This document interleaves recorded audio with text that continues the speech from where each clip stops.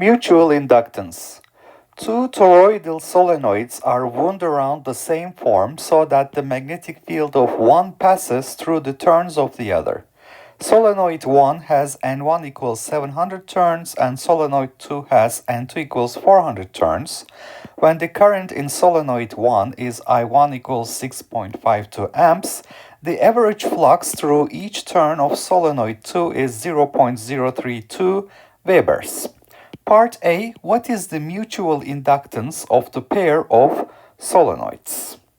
So we have one solenoid that creates a magnetic field that goes through the second solenoid, and this creates a flux. So basically, the magnetic field of one passes through the turns of the other solenoid. And in part A of the problem, we're asked to find the mutual inductance.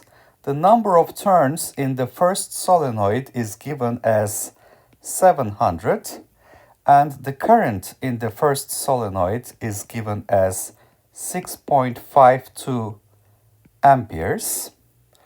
The number of turns in the second solenoid is given as 400, and the flux through each coil of the second solenoid is 0.0320 Webers. So let's check this information one more time.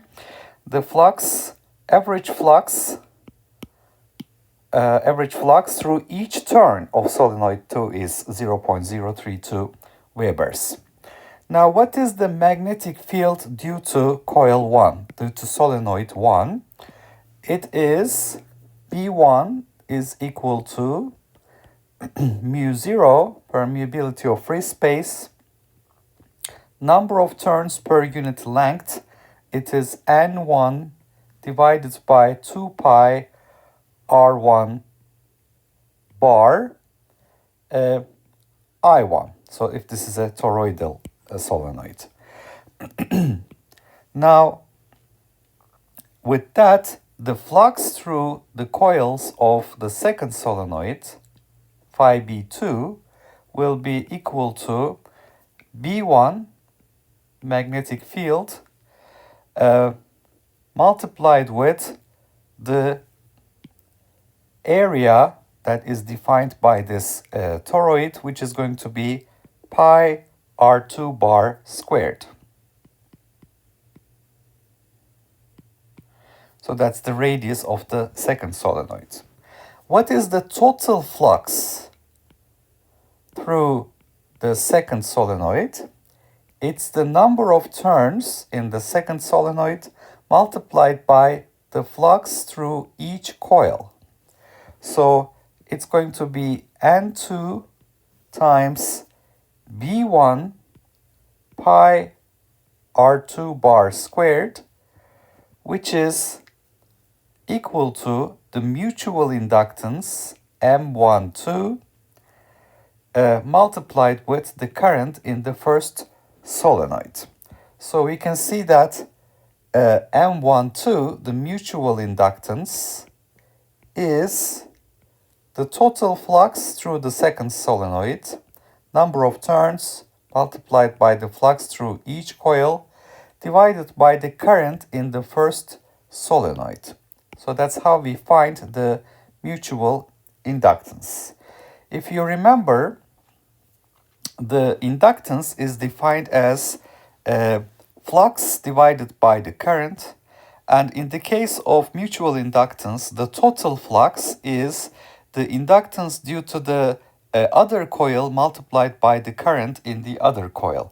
So basically, N1 phi 1 is M21 I2, N2 phi 2 is equal to M12 I1. So that's basically what we see here. And if I substitute the numbers, the mutual inductance M12 is equal to the number of turns in the second solenoid, 400, multiplied by the flux through each coil, 0.032 Webers, divided by the current in the first solenoid, 6.52 amperes. So this gives us a mutual inductance M12 of 1.96 henries. All right. Let's move on to part B. When the current in solenoid 2 is 2.54 amps, what is the average flux through each turn of solenoid 1? Now, the mutual inductance M21 is the total flux on one and one flux through each coil of the first solenoid divided by the current in the second solenoid. And from this we can see that the flux through each coil of the first solenoid is equal to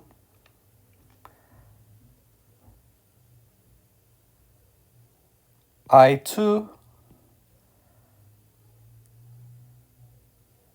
N2 phi B2,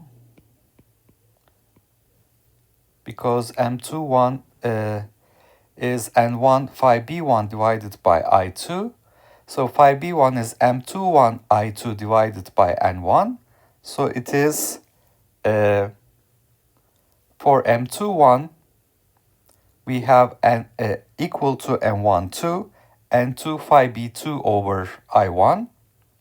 So we substitute for M21 the value for M12 and 2 phi B2 over I1, and this is divided by N1. So phi B1 is I2 M21 over N1, I2 M21 over N1, and M21 is equal to M12, which is N2 phi B2 over I1. So we note that here M21 is equal to M12. That's the mutual inductance. So if I substitute the numbers, the flux through each coil of the first solenoid will be I2, which is 2.54 amps, mutual inductance 1.96 henries divided by N1, which is 700. So 1.96 is this N2 phi B2 over I1. So I multiplied it by I2 divided by N1. So this gives me the flux through each coil of the first solenoid to be 7.11 times 10 to minus 3 Webers. Okay. So basically we have the same flux flowing through each coil, so we multiply it with the number of coils to get the total flux, and the mutual inductance of mutual inductance 2,1 is equal to mutual inductance 1,2. So that's basically the total flux on 2 divided by 1. So mutual inductance on 2 due to 1. This is mutual inductance on 1 due to 2. And these two mutual inductances are the same. They have the same value. So we can use the value we calculated in part A and substitute to this equation for flux through each coil of the first solenoid. Okay, so this is basically reviewing the concept of mutual inductance. We have two toroidal solenoids and they're wound around the same form. The magnetic field of one passes through the other, turns of the other. So we can find the magnetic field that is created by this toroid. We can see that it is mu0 times the number of turns per unit length, where R1 is the average radius of this toroid, and 1 over 2 pi r1, number of turns per unit length, times I1. This was shown many times using Ampere's law. The flux through each turn of the second solenoid is basically this magnetic field multiplied by the area defined by this solenoid, which is pi r2 bar squared for each turn.